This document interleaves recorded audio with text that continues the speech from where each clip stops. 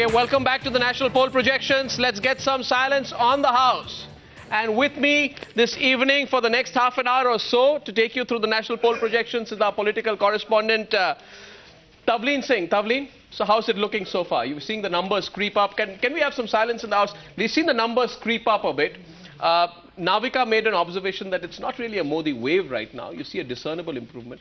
When you look at these states where there is one-on-one fight between the Congress and the BJP so far, like Delhi, Chhattisgarh, what are you reading? What signals are you picking as of now, it seems that there's still 6 months to go, so a lot of things will change, and it's only the beginning because Modi has only held certain rallies. Right. So I think at least states like Uttar Pradesh is very important, keeping in mind that just in 2 days from now, Modi will be holding his first rally in the state of Uttar Pradesh in Kanpur on 19th October. So a lot will change, at least that's what we get from the ground, talking to the people in the next 2-3 months, because the elections are still about 6 to 7 months away. So, Tavleen covers the BJP, and these are the states which we are going to look at next. So, Tavleen, let's get started right now.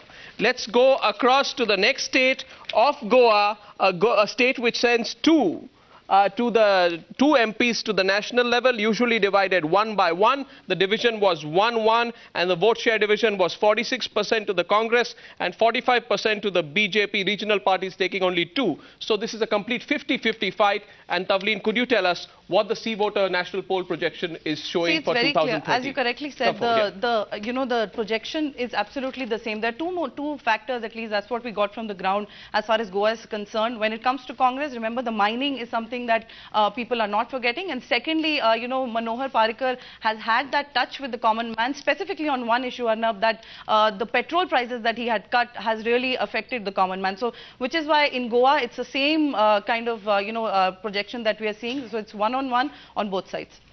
What's the importance of Manohar Parrikar? A lot of emphasis on the person himself. Absolutely. He is one person who's tried to use some sort of a state taxation policy to bring down prices of a commodity like petrol. I think that's had a big impact on the masses. Second, he's the first BJP chief minister who's experimented with a huge minority accommodation. Almost a third of the BJP MLAs are non-Hindus in Goa. So perhaps that can even help the BJP pull in South Goa, the other seat. Let's go across to Gujarat. The big state of Gujarat. Now, what they say here is, can it get any better for Mr. Modi? For Mr. Modi, the percentage figures were 44% for the Congress and 47% in 2009, which was not very good. It was extremely close. The gap has widened. It grew wider during the assembly elections of 2012. I don't have the exact number with me, but Jay, do you remember the assembly election number? In the assembly last? Elections, the gap actually narrowed down to 9%. Right. The Congress had 38, the BJP had 47. Now we are seeing a huge swing for the BJP at 55. I think this is unprecedented. Only in the riot era of 2002, the BJP touched the 50% mark in Gujarat. It's touching 55 now as per the projection, and the Congress at 31. This almost takes us back to 1989, when the Congress was reduced to 3 seats. Amazing. This is going to be an all-time high. Let's get Navika and Tavleen into the story here right now. Now, the Congress party has really got to do a lot of thinking down for 13% to 31%, with 55% being the all-time high. It doesn't really impact very much in terms of seats, does it? But in terms of a psychological impact, which is what we are talking about, 55% for the BJP, Navika, this would be the time for the Congress party to reassess whether they want to give up the state of Gujarat for the next decade or so, or have a comeback plan. The Congress probably waiting for Modi to exit Gujarat before they can start a Gujarat story for the Congress party. But look at it this way. In 2009, Gujarat had belied the hopes of the BJP. It was only 15 seats that the BJP got from Gujarat, and that is probably the worst ever performance that they would have thought was possible under Modi. Now, that tally is sought to be improved, and in July, while we were expecting 21 seats for the BJP, now in October, it's polling higher, 3% higher in terms of vote share, and 22 seats for the BJP in Gujarat. It's as close as it can get for this Modi government to get to the 10% mark. 26 seats, 22 go to the BJP. I don't know. Let's get in. Jay Narayan Vyas, who has a smile and a saffron t-shirt this evening. And Siddharthnath Singh, I don't know why he's looking so glum. I just read out good numbers in Gujarat, I thought, for you. And Sanjay Jha, who nowadays classically perfects the stoic expression. Neither angry, nor sad, nor generally he tries his best to be expressionless. We'll try and break his attempt to be stoic today on the program. And Mr. Sanjay Jha, the story is really very bad for you. I mean, look at you. You're finished in Gujarat. Your gap between you and the BJP was 3% in 2009. It is 24% now. I do not think there is any other state in the country where the gap between the winner and the number 2 party would be 24%. Do you remember any, Jay? Yes. 24% gap? Absolutely. This is very rare. Only if you look at Delhi last time, we had 57% for the Congress and 35% for the BJP, 22%. But that almost means a 1-0 situation. Gujarat and Rajasthan is going to be the other state where if the gap between the BJP and the Congress accentuates, it's going to be like a 1-0 situation. So the Congress in Gujarat will retain only its tribal strongholds, you see, maybe one of the rural seats. This is a party which is directionless and if you don't mind my saying so, Sanjay, leaderless in Gujarat. You have no leader in Gujarat, you have no direction. And everything you have done to counter Modi has only made him go from strength to strength. Let's get Sanjay Jha to respond to the despondent, sad and rather pathetic situation the Congress party is in Gujarat, please. Sanjay. Arnab, let me tell you that I think Mr. Rahul Gandhi made a very pertinent point during one of his recent visits to Gujarat. And he said, who is the Chief Minister of Gujarat these days? In fact, I can tell you that, if you look at the big yatras that Mr. Modi is making, look at the hard economic and social indicators of Gujarat. The assembly results, we conceded defeat, we accepted that. But the Lok Sabha results are going to be remarkably and extraordinarily different. I'm glad you mentioned... let me finish. If you look at the Raghuram Rajan panel report, which has reclassified the states, it shows that Gujarat is actually coming in the less developed states category. That cannot be ignored. The Planning Commission, the present Reserve Bank of India and economic indicators puts Gujarat 18th on the rank. No, let me tell you, it's going to reflect in the votes. The reason why I'm saying that is going to reflect in the votes in Gujarat in the Lok Sabha elections in 2014. I don't predict any positive results for the BJP there at all. In fact, let me make one statement. Please save this for posterity. Congress party is going to be the single largest party in Parliament. On the numbers that you're seeing from Gujarat and the national figure so far. Arnab, I find Sanjay's comment very Arnab, I'm not at all surprised. Forget the BJP. I think... country is still looking... Is it my turn or am I to wait? And we realized it recently, the Prime Minister doesn't even exist when he's abroad. And Vice President asked for withdrawal of the ordinance. So I think Sanjay should be introspecting himself rather than commenting on BJP and Narendra Modi. And one small little correction I wish to make, Arnab, I know it's not the subject, but I'm reading Times of India, which says Narendra Modi attacked Sheila Dixit at Delhi rally, suffering from work-related paralysis, addicted to corruption and totally drenched in it. So I think if your earlier segment where you all were saying that the Modi missed out on attacking Sheila Dixit is incorrect, and I just read out the Times of India report. Anyway, talking on Gujarat... That was the Aam Aadmi Party expecting that Mr. Modi would go more regional in his attack and saying that Mr. Modi could have been a little bit more regional in his attack and less national. But let's get Jay Nara and Vyas in. If I'm tracking this vote from July for our viewers, the BJP has increased its vote share from 52 to 55% and is getting one more seat. I think it's getting 22 seats in the state of Gujarat. Jay Nara and Vyas, your response. Arnab, is it my turn? The people of Gujarat generally Arnab, is it my turn? When a leader moves. Why are the two BJP spokespeople fighting at the same time on national television? Arnab, this is not at all a surprise. Not try to find great satisfaction from such I think this I will come back. I have a few other questions to ask you in a minute, please. Yes, Mr. Vyas. I think, Arnab, the Pandits of Congress who have been for a long time professing this nonsense of economic and social indicators, they don't still concede that the people at the ground level understand it differently.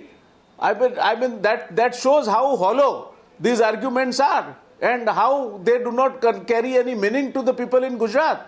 So this is very clear that whatever was the propaganda that was going on against the state, using or falsely manipulating. See, Raghuram Rajan Committee's report is another such manipulation.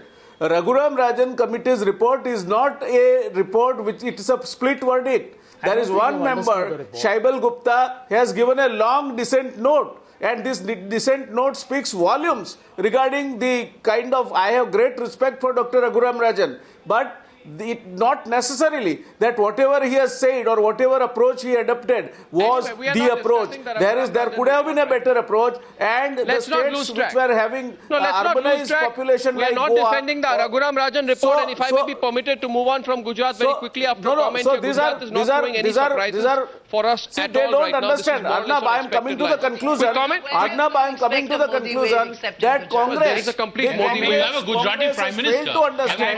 Congress has failed to understand the signals on the ground. Congress has failed to read the signals on the ground, and they believe that what they understand from outside and what their vice president says. Can I make a small point? It is huge. Congress in Gujarat is a rudderless ship. Mr. Vyas, going across to our panelists for a quick comment on Gujarat before I move on. Can I make a small point? I think the Modi effect may not be taking place in any other state, but it certainly seems to be taking place in Gujarat. Well, certainly it is. Yes.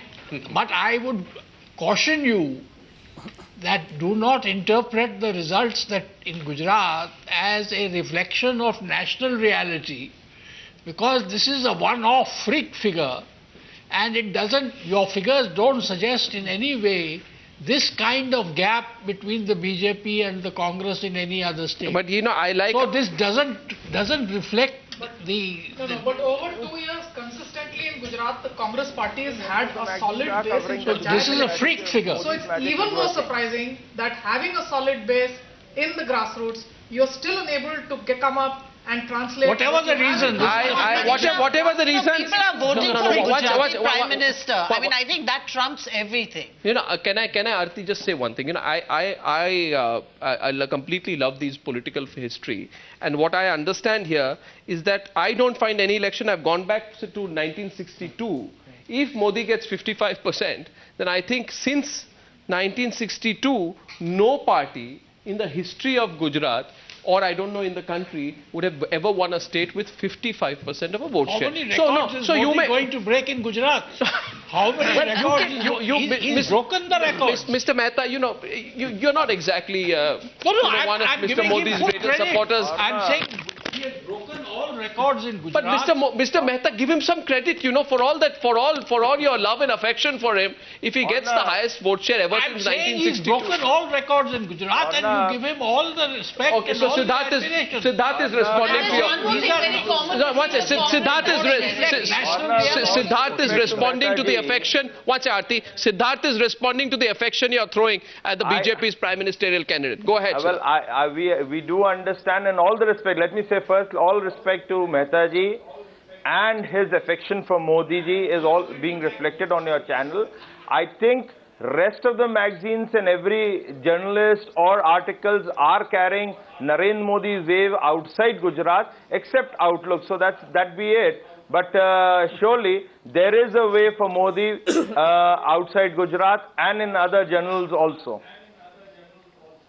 Right, the next state is Haryana. Jainar and Vyas, I thank you very much. That's Jainar and Vyas from Gujarat. The big story from Gujarat is with 55% vote share. Modi gets 22 out of 26. It can't get better for him. The next state is Haryana. Tavleen and Jay, can I please have both of you come forward and tell us the story from Haryana? If you were to look at the whole overall story from Haryana, it is a story of whether or not we have a possible alliance. And I've always said this, that I'm only interested to know whether Narendra Modi teams up with Mr. Chautala or the Chautala family, 2 out of whose 3 stalwarts are currently in jail.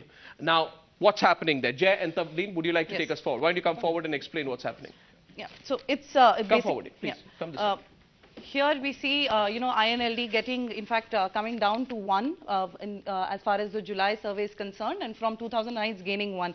But as far as the BJP is concerned, it's gaining 2 more seats, Adam, and in the Congress it's going down to 1. But one factor, like you rightly pointed out, the Chautala factor, Navika, there's also a sense that a sympathy vote kind of sorts could be, garnered as far as Chautalas are concerned, because all the, out of the family, those 2 are in jail. Do you think that is going to happen? What I can definitely say is that the BJP is looking at an alliance with the Chautalas as well as with Kuldeep Bishnoi. What we do know is that there were secret meetings between the top brass of the BJP and Chautala. When he had a little reprieve from the jail, he was out on bail, and before he went back inside, he was actually making the rounds of the BJP, and there's some sort of an alliance that Mr. Narendra Modi would definitely want with the INLD, because that's the only way they can actually stop the Haryana, which had a clean sweep under Hooda.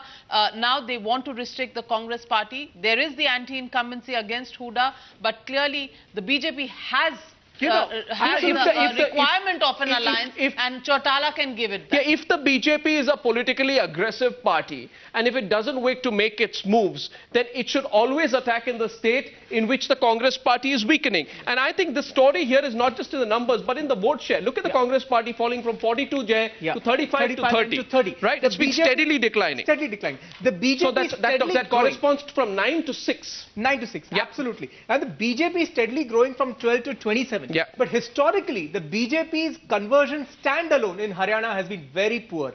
It therefore needs Chautala to cross the last mile. Yeah. And when they had Chautala with them in 1999, they swept all the 10 seats, crossing 50% of the vote. Yeah.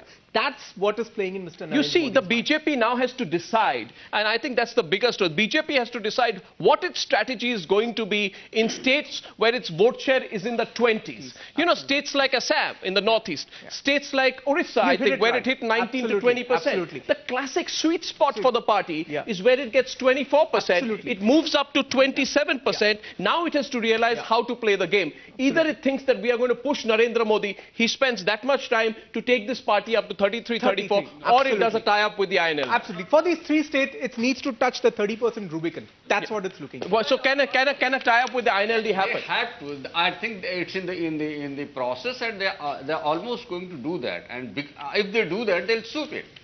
Congress is I have a question. Where does that leave the BJP's commitment to clean politics? After Chautala, I just want to know, where does that leave the BJP and Mr. Narendra Modi, who doesn't want to associate with very corrupt figures, but Chautala has been charged with severe charges of corruption. So, it is an important point. Let Siddharth answer that. And he's a very controversial politician as well. Siddharth. Yeah. Well, would like to answer that? Well, sure. Well, we do understand that there is a possibility of increasing our numbers in an alliance in Haryana, and that's how the politics is playing. Well, I can only say it is a serious consideration, but we do need to look at various other things which can impact it outside Haryana. Why are you being so unsure? Why are you sounding so unsteady in your reply? Why are you vacillating? No, I'm not vacillating because a decision has not been taken which I cannot answer. But yes, there is a process. So what is the decision? There is a thought process of what you are indicating. There is a thought process of what you are indicating, but the finalization has not happened. So therefore, you will not be in a. I will not be in a position to give you an answer straightforward. Something has happened and you're not telling me. The question is a moral question which Ajay Bose puts to you. The question was moral. How many of our panelists here think it's a moral dilemma the BJP is in? And the moral dilemma is whether for political reason to tie up with a party, 2 out of whose 3 prominent leaders, member of a family, are in jail on charges of one of the major scams which affects the citizens of that state, Hartosh. Corruption will remain an issue for us. The question comes from the fact that this is the decision that will come directly from Narendra Modi. He's handled Haryana and Punjab before. It is similar to the situation in Karnataka, where similar decision with Yedurappa will have to be made. We are going to come to that. And that is exactly the kind of decision that will not be decided at the level of the party, but the candidate himself. I think those are some critical questions here. Let's move to Himachal and we'll come back to these same stories, which are Siddharth, you know, Sanjay, I'm going to come to this. These are certain issues which are going to be coterminous with states like Karnataka, which are coming up next. But because we have a lot of ground to cover, stay with us, ladies and gentlemen. The next state that we are going to, and Tavleen and Jay are going to take you through the state of Himachal Pradesh, which I find very interesting. It sends a total of